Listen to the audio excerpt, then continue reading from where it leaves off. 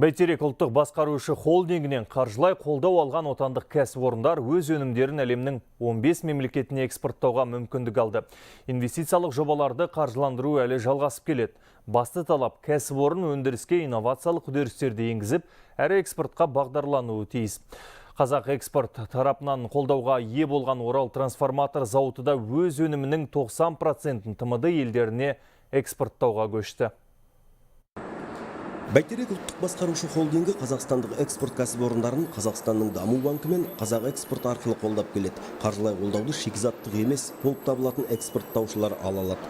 Тек жыл басынан бері еліміздің 20 шақты кәсіпорнына қолдау көрсетілді. Біздер экспорттық кредиттеу және алдын ала кредиттеу бойынша көмек көрсетеміз.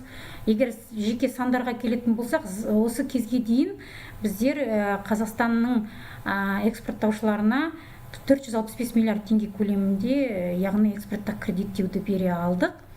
Қазақ экспорт бойынша біздер сақтандырудың 14 түрін қолданамыз экспорттаушыларға.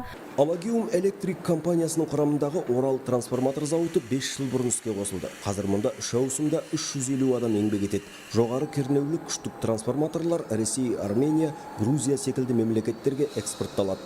Мы с дочерним предприятием Біз Бәйтерек холдингінің еншілес кәсіпорны Қазақ экспорт акционерлік қоғамымен тығыз әріптестік қарым-қатынаста жұмыс істеп келеміз. Атап айтқанда, бізге ол компания тарапынан алдын ала қаржылай көмек, экспорт бойынша қолдау бар. Биыл жыл соңына дейін өндіріс көлемін 10 мың дана трансформаторға дейін көбейтуді жоспарлап отырмыз. Орал трансформатор зауытында кешікпей панельді радиаторлар жасайтын жаңа желі іске қосылады.